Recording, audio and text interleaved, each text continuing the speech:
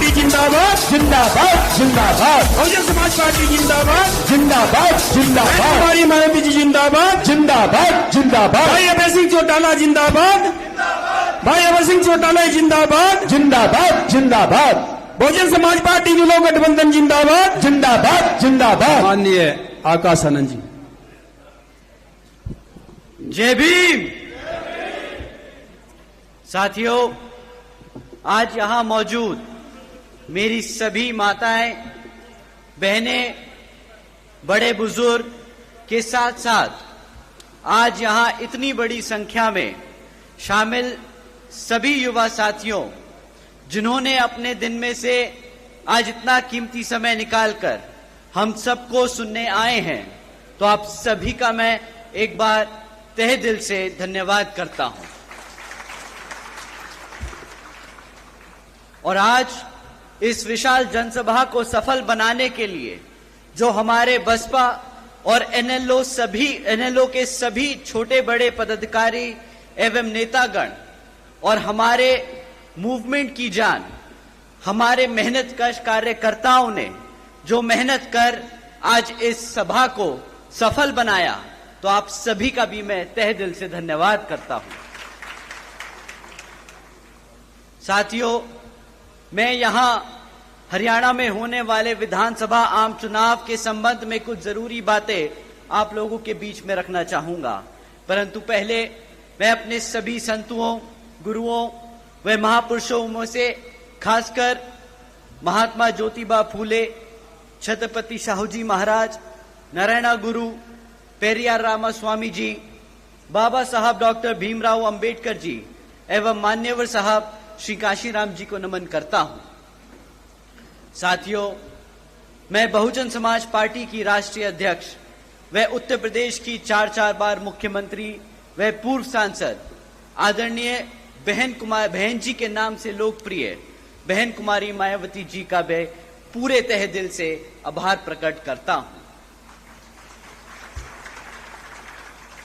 साथियों, जिन्होंने अपनी पूरी जिंदगी बामसेफ, DS4 वे बीएसपी के जन्मदाता एवं संस्थापक मान्यवर साहब श्री काशीराम जी के बताए हुए रास्ते पर चलकर परम पूज्य बाबा साहब डॉक्टर भीमराव अंबेडकर जी के मानवतावादी व आत्मसम्मान व स्वाभिमान के मूवमेंट के कारवां को अपने आजीवन त्याग, तपस्या व कड़े संघर्ष के जरिए एक नई राजनीतिक ऊर्जा शक्ति प्रदान की है तथा उत्तर प्रदेश जैसे विशाल व महत्वपूर्ण राज्य में 4 बार अपनी पार्टी बीएसपी के नेतृत्व में सरकार बनाकर खासकर बहुजन समाज के लिए एक ऐसी मिसाल बन गई हैं जिससे प्रेरणा लेकर करोड़ों लोग यहां हरियाणा में भी सामाजिक परिवर्तन व आर्थिक तरक्की के मिशनरी कार्य से जुड़ चुके हैं। इतना ही नहीं बल्कि मैं खुद भी उनके इस नेतृत्व से प्रभावित होकर बीएसपी मूवमेंट से जुड़ा हूं और उनके पद चिन्हों पर चलकर इस मिशनरी दायित्व को, कर्तव्य को व फर्ज को अपनी आखिरी सांस तक निभाने की पूरी कोशिश करूंगा। साथियों, मैं हमारे alliance partner Indian National Lokdal NLO के संस्थापक एवं पूर्व उप प्रधानमंत्री श्री चौधरी देवीलाल जी को तहे दिल से नमन करता हूं। साथ ही एनएलओ के राष्ट्रीय अध्यक्ष श्री ओम प्रकाश चौटाला जी और आज हम सबके बीच में मौजूद एनएलओ के महासचिव, राष्ट्रीय महासचिव और हमारे गठबंधन की ओर से हरियाणा प्रदेश के मुख्यमंत्री के उम्मीदवार श्री अभय सिंह चौटाला जी का भी तहे दिल से धन्यवाद और आभार प्रकट करता हूं। साथियों, पिछले 10 सालों से यहां पर हरियाणा प्रदेश में बीजेपी की सरकार चल रही है और अब चुनाव सर पर है, तो ये बीजेपी के लोग फिर से आपके बीच में आकर आपसे वोट मांगने का काम करने वाले हैं। परंतु साथियों, इस बार आप सबको वोट डालने से पहले इनसे कुछ जरूरी मुद्दों पर सवाल करना बहुत जरूरी है। साथियों, मैं आपसे जाति और धर्म के आधार पर सवाल करने को नहीं कहूंगा। मैं आपसे कहूंगा, इनसे सवाल जरूर करें शिक्षा पे, रोजगार पे और यहां हरियाणा में बढ़ती हुई महंगाई पे। साथियों, यहां मौजूद सभी मां बाप और युवा साथियों से मैं पूछना चाहूंगा कि क्या मिला है आप सबको शिक्षा के नाम पर इस बीजेपी की सरकार में? बताइए साथियों, पिछले बीजेपी की सरकार के चलते हुए पिछले 10 सालों से सरकार ने यहां पे 5000 से ज्यादा प्राइमरी स्कूल बंद करने का काम किया।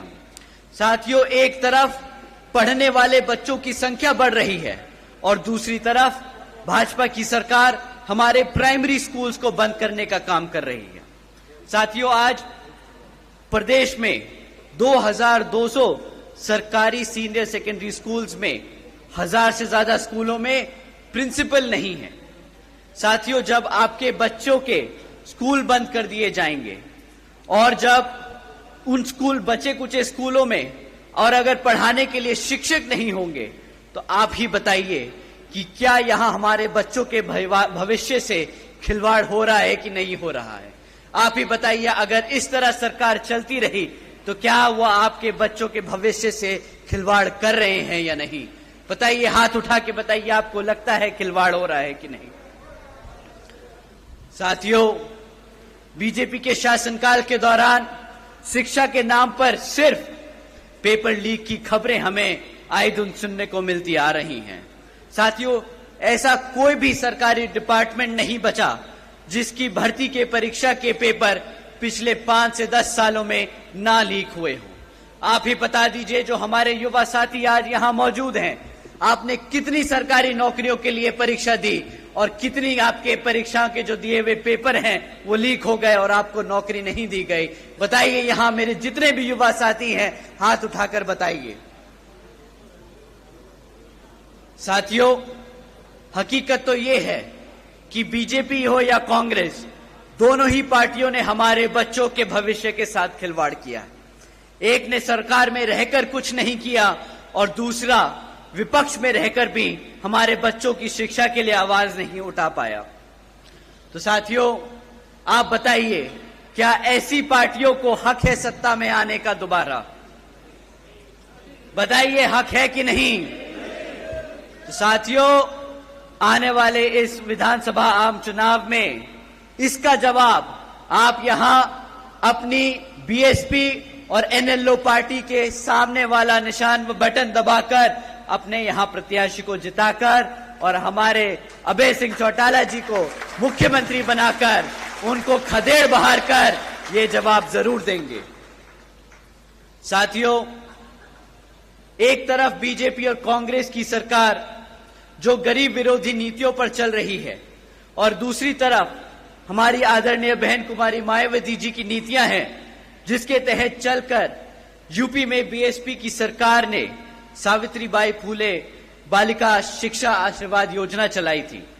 साथियों, आपको जानकर हैरानी होगी कि जिस तरह इस योजना के तहत 7 लाख से ज्यादा बच्चियों को 12वीं तक की शिक्षा प्राप्त करने के लिए 600 करोड़ से ज्यादा की लागत इन बच्चियों को अपने पैरों पर खड़ा कर एक उज्जवल भविष्य देने के लिए बहन जी ने उत्तर प्रदेश में खर्ची थी।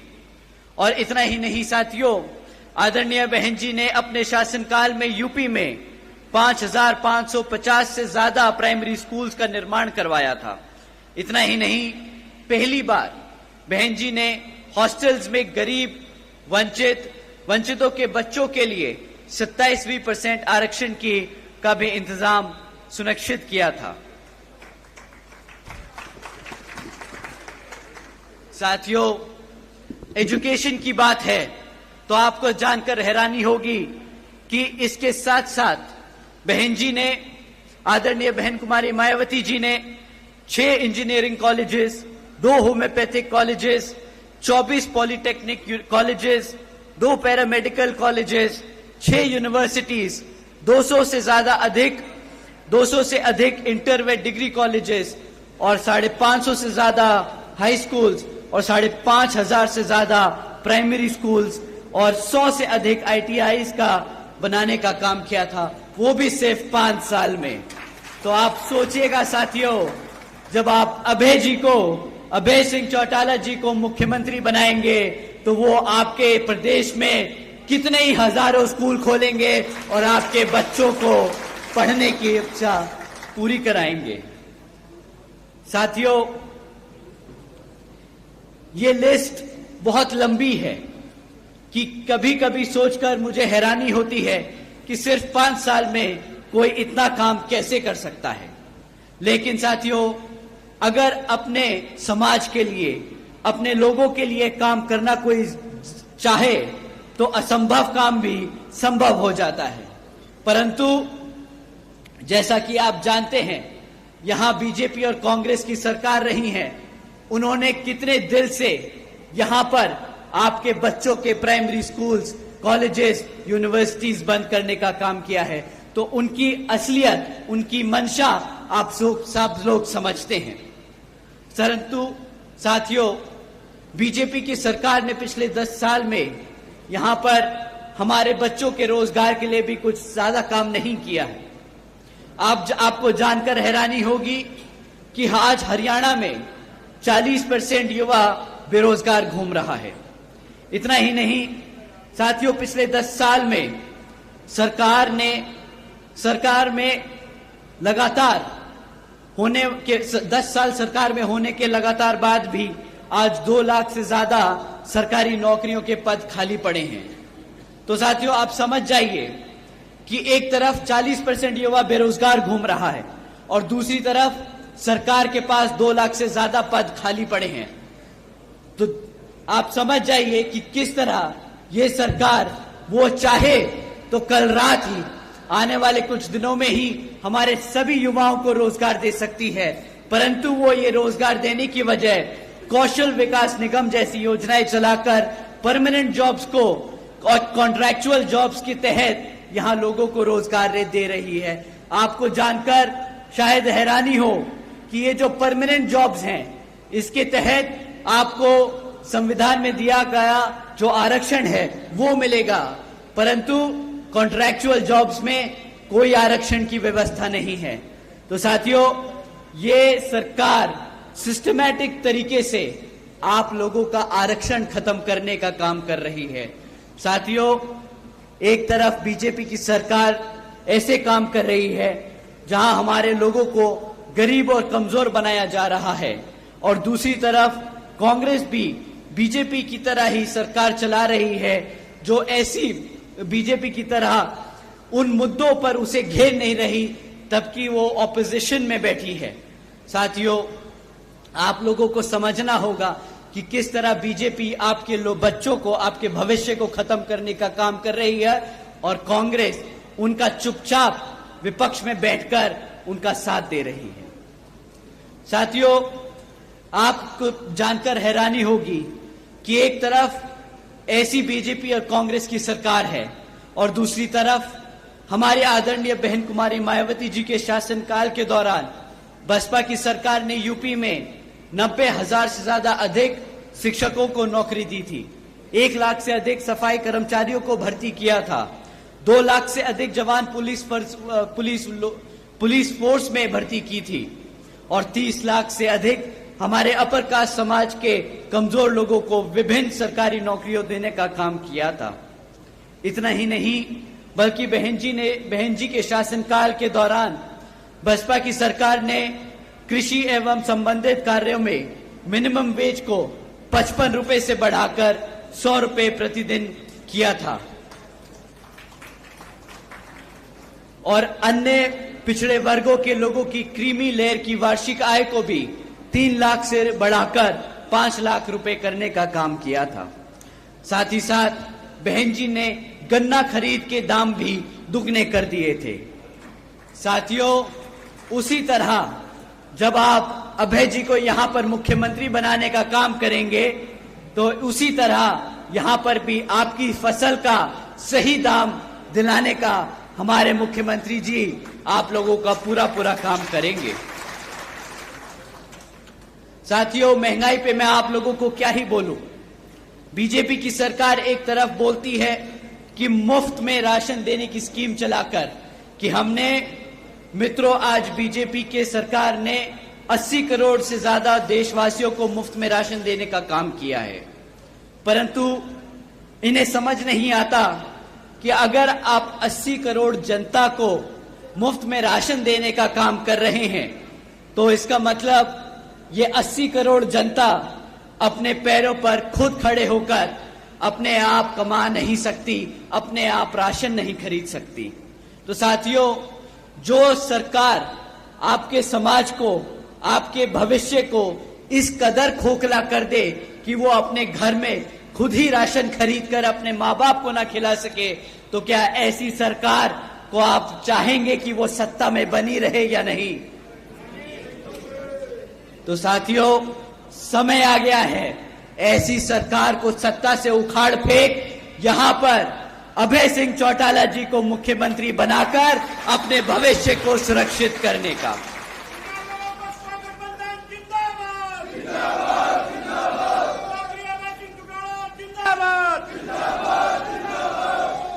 साथियों, इन्हीं कुछ जरूरी बातों के साथ ही अब मैं आप सभी लोगों से और मेरी तरफ से मेरे साथ साथ व खासकर आदरणीय बहन कुमारी मायावती जी की भी यही विशेष अपील है कि इस विधानसभा आम चुनाव में आप सभी लोग हर मोर्चे पर सावधान रहें। आपका वोट बहुत कीमती है, आपका वोट कोई खरीद ना पाए, आपका वोट कोई लूट ना पाए, आपका वोट कोई पढ़ने से रह ना जाए। जाति, बिरादरी, धन बल, मंदिर मस्जिद या किसी भी भावना आदि के नाम पर कोई स्वार्थ में अपने जाल में आप लोगों को फंसाकर आपके वोटों का दुरुपयोग ना कर ले, क्योंकि देश के हर एक महिला, पुरुष व युवा को वोट का अधिकार यहाँ परम पूज्य बाबा साहब डॉक्टर भीमराव अंबेडकर जी के अति महत्वपूर्ण देन है।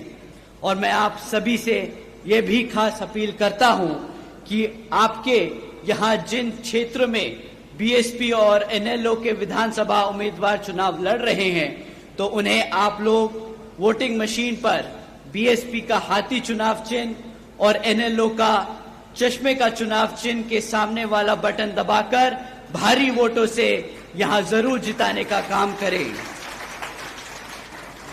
और अब अंत में मैं अपनी बात खत्म करने से पहले एक बार फिर से आप सभी का तहे दिल से धन्यवाद करता हूं। आप सब आज यहां इतनी बड़ी संख्या में मौजूद हुए, आप सबका तहे दिल से धन्यवाद। जय भीम, जय भारत।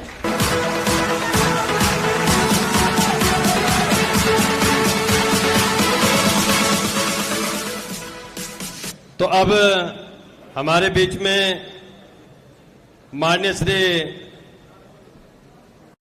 तालियों के साथ स्वागत।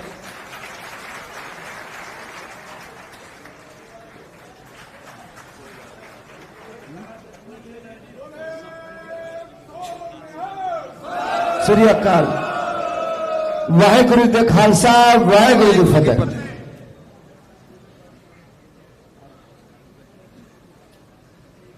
अब आपके बीच में जिनका आपको